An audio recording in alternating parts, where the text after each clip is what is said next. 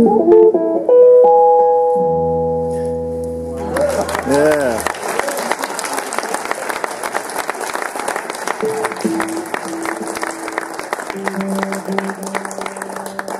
I was just thinking, how did I get so out of tune?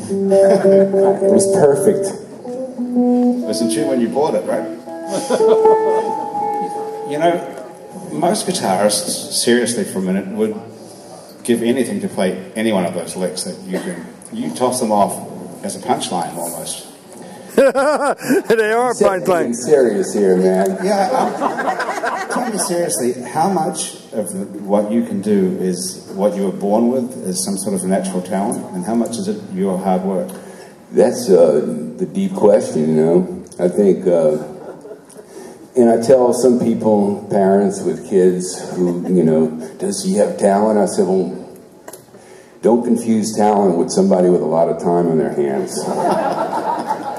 And it's a combination. You know, if you're not into this early on and you get attracted and you're like, you're in a setting where you have a guitar, you have a family that has a musical instrument, and if it doesn't happen early, you're probably not going to be set up to do this kind of thing. Well, how old were you? You were 11? I was 11 when I was told not to play the guitar. So is that early? And then I realized, wow, I can get attention like this without doing vandalism. So I'd bring it to school, you know, and the teacher would leave to go run off mimeograph copies. Remember that in the high? And I would like play for the class, and you know, and be into the Rolling Stones and the Beatles, and you know. So when you got your first lessons, when you went to Hank Mackey, was he your first teacher? He was. What did he say the first time you sat down and played? Well, he knew that I wanted to study Chet. And he said, well, if you really want to play like Chet, you have to get a thumb pick to get that. And I tried it, and I just couldn't handle it. And I said, I'm going to just do the thumb. And I developed this technique without it.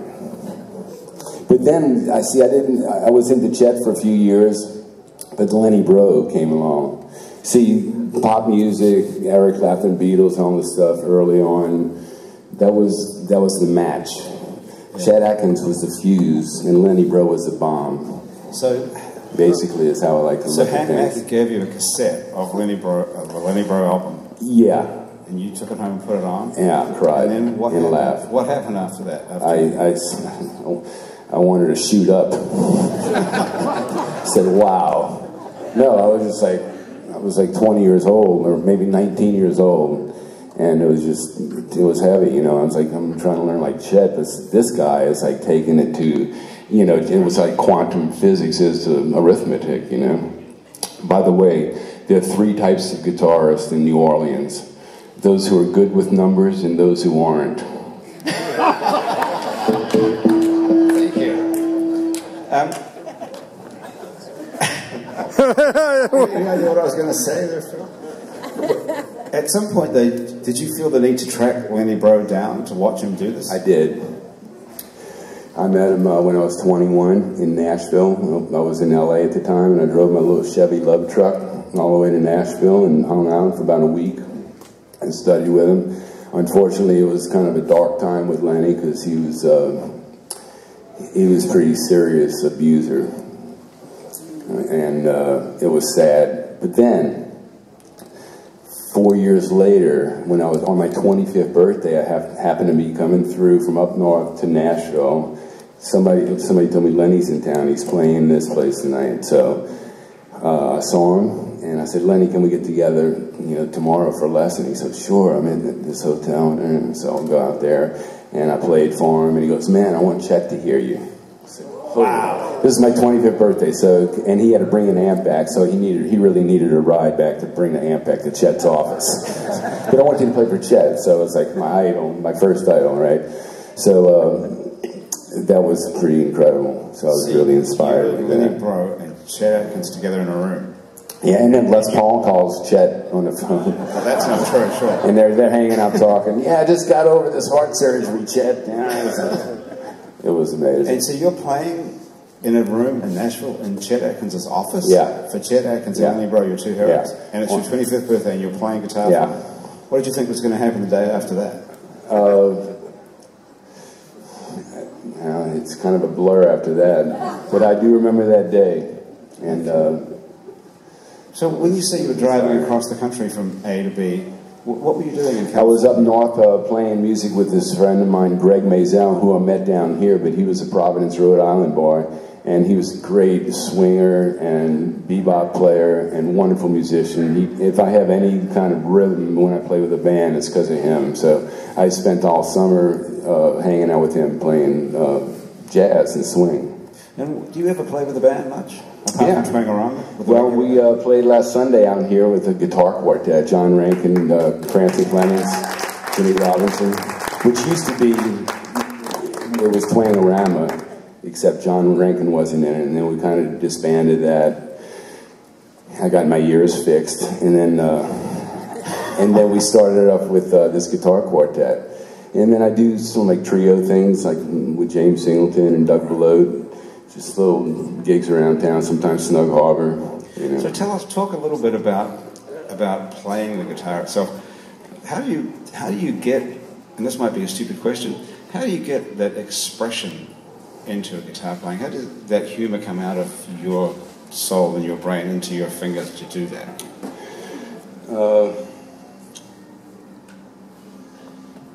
Just playing a lot. And what I like to do now is, or what I've always liked to do, is when the first time you pick up the guitar in a day, just play something you have never played before. Try to surprise yourself. Don't play the same stuff that you've been playing. Although I do a lot of that. I mean, these are all arrangements that I call them my pretentious projects for power over circumstance. Because they go crazy and they go wrong and it's out of tune, so you just have to improvise. But it's just a matter of sitting down, and if you have to look at your watch when you're practicing, then you shouldn't be playing guitar. Do you really play something new the first time you pick up a guitar every single day of your life? Yeah. What was it today? I can't remember. What would it be tomorrow, then? You know, it could be anything. It could be...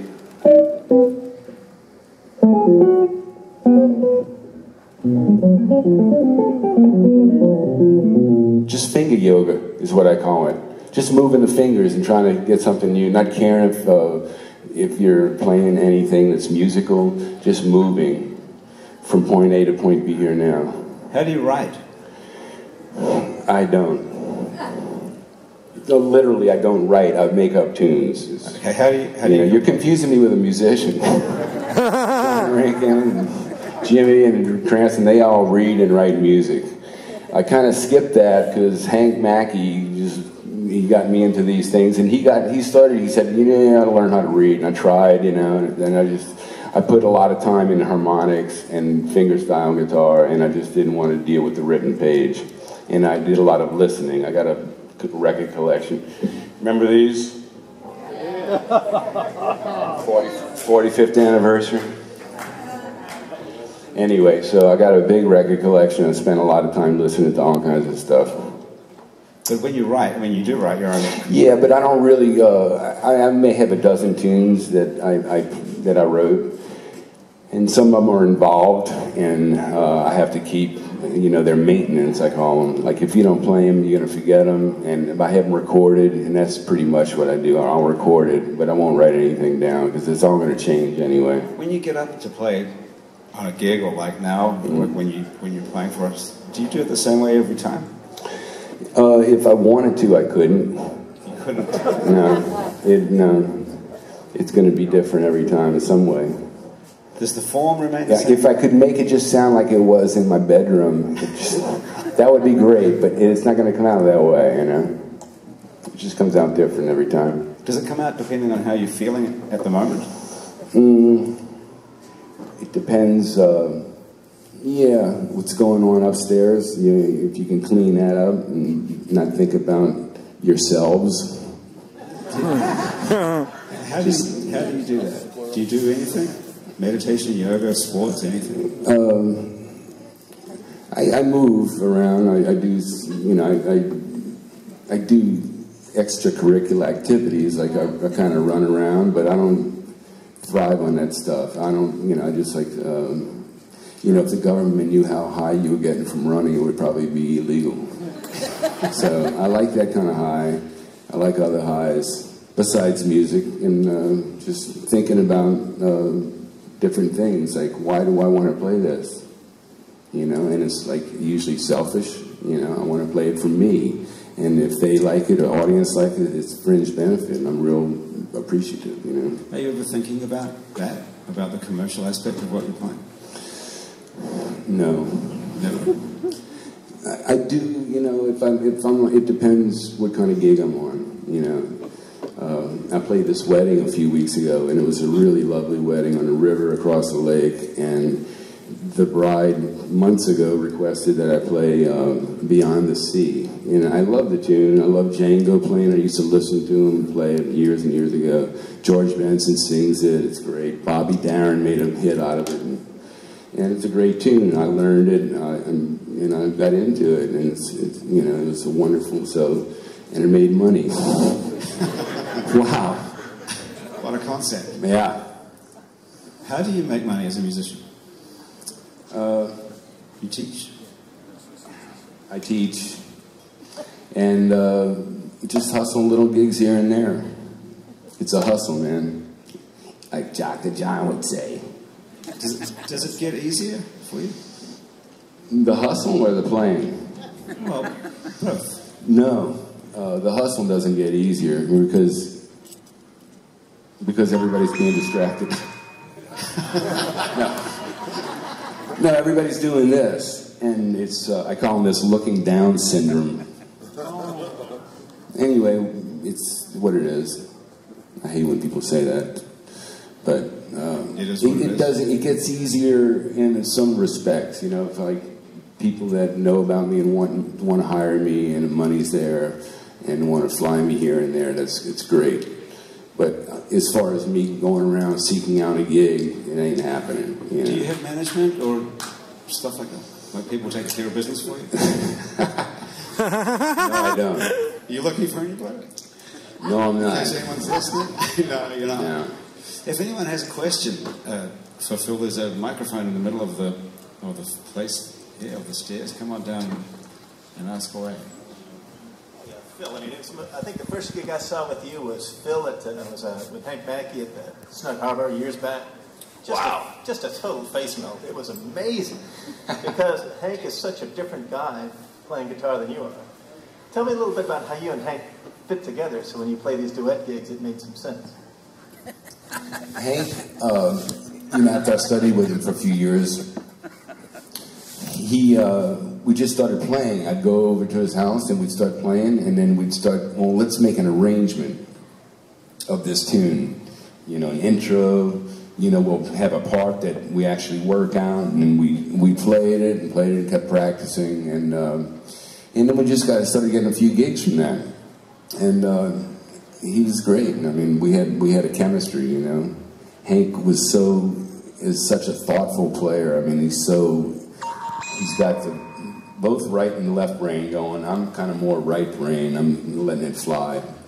But Hank's a thinker, and he's done so much studying and teaching, and he knows bebop and so many other styles so well that it's just rubbed off on me, and it's like, you know, I have a little part of Hank in my playing. Sure. Any more questions? Just come on. Tell us about your feelings of playing Snug Harbor during the Super Bowl. Which one? That was a sort of an annual gig for me. My friend Jason would call me up and say, "Hey, it's that time of the year." But anyway, yeah, it was. I'm not really that much into the football. Although I was a football player, I realized how sick and violent the game it is. And anyway, but I appreciate it. I can appreciate this and this. And it would go well, you know, the first several years. And I actually we'd have a screen up in the background, and we'd show certain dubs, audio dubs, me like Andy Griffith playing guitar, but it's really me, you know, and then me doing a Dick Butkus commercial, but I'm the one who's talking. And I got obsessed with this as soon as VHS and video came along in the 80s. You know, I just went, oh wow, I can do this. I can change TV. It screwed me up, you know, being the gateway drug that it is. So I started, and so we put that up in the back of the, on stage in Snug Harbor, and it was fun. Now, what happened last year, not last Super Bowl, but a year ago, when the Super Bowl was here, and all the streets were roped off, and the security and everything was going, I played Snug Harbor and to 4 people. One of them's here tonight. Like 2 of them here. And but it was still fun, you know. Did you get paid just the same? Oh, I got paid big time, man. Then that's good. That's amazing. Yeah.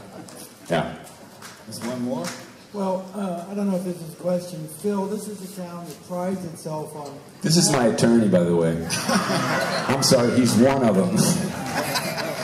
This is a town that prides itself on having characters, and I want to say that regardless of guitar, if you never play guitar, for me and for all these people here, we all consider you one of the true characters of this city. And we love you.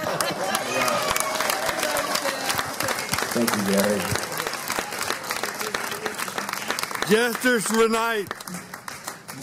Okay. Yes. Any truth to the rumor that Bon Jovi asked you to replace Richie Zambora in his band? I'm a Bon Jovi witness. Very quickly, I'd just like to say you mentioned Dr. John. Are you aware that Dr. John was also a Jesuit guy who, I don't know if he got the boot I or he am. dropped out?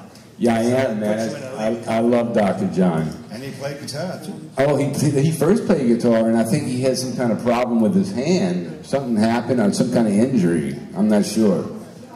Something bad happened, and then he started playing piano. But he plays guitar now and then, as you can see. We're going to have to get out of here in just a minute. So I just wanted to ask you one question and ask you to play something, perhaps Okay. this up. Because you've been in New Orleans your whole life, you were born and raised here, and we're at Jazz Fest.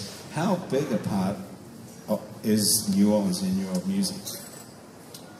I think it's real big, but a lot of people say, well, you don't sound like a New Orleans guitarist. I said, well, what's a New Orleans guitarist? Snoop Sealand, that's a New Orleans guitarist, you know.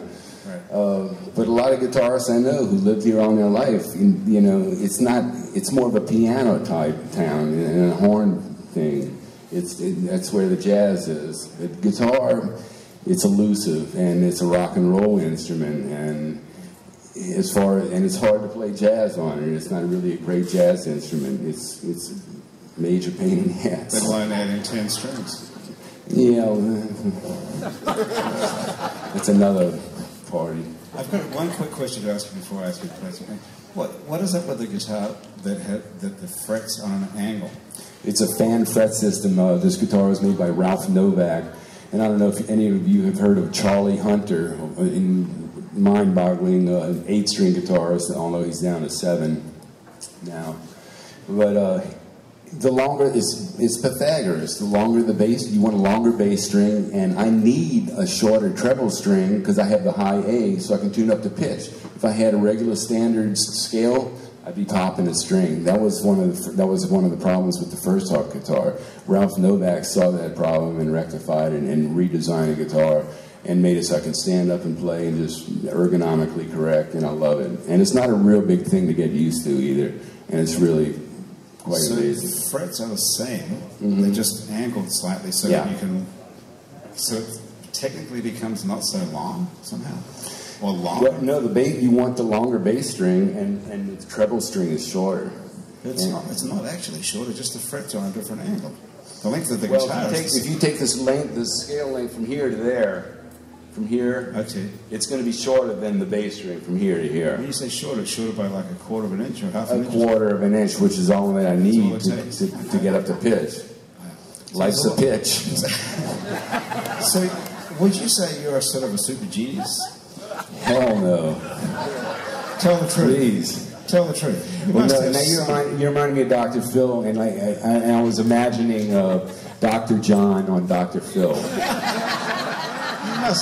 You've been in the right place, must have been a long time. How's that working out for you? You must have to admit at some stage here, if we're being totally honest, that you are supremely intelligent. Much more so than a lot of time on my hands. A lot of time on my hands. Much more than the average guitar player. There's so much going on here besides just being able to play a guitar. This whole instrument is a rethinking, a redesign. I mean, people don't do that. People come up with put their name on a guitar so that other people can buy the guitar and make them sound like them, hopefully, and they'll get wealthy because they have their name on the guitar. You went the other way and designed an instrument that nobody else could play. I like to stay confused. If I'm not confused, nothing's really happening. Do you think the humor is a way to avoid being serious about? No, I'm being serious. I'm being serious. I just like to be challenged by certain things, but do you think this just cropped up all too. You know, it's like, okay, I want a 7-string guitar. I'm going to have one made. Well, since I'm having one made, I want extra strings so I can keep going. It was a fantasy. I had grandma's inheritance at the time, and I said, let's do it. Let's have a guitar made, and it just happened. And then this one happened, 15 years, 20 years later. So we can thank Grandma to some extent. Yes. All right. Just 3 blocks away.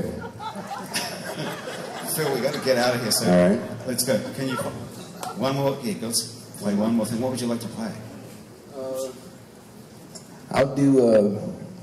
I'll do Sandman. Just looking at the track out there.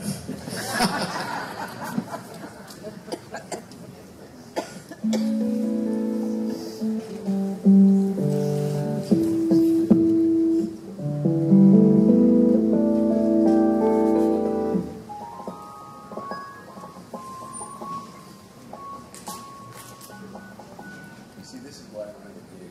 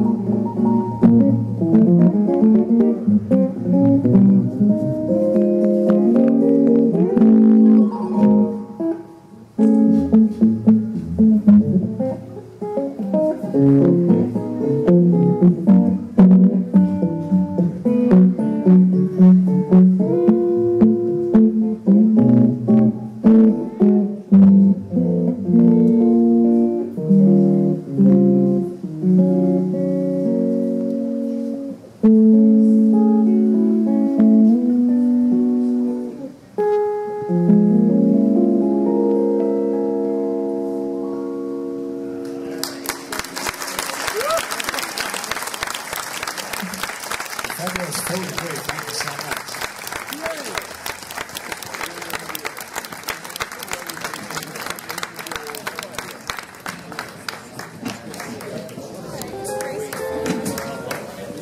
Dr. Joe,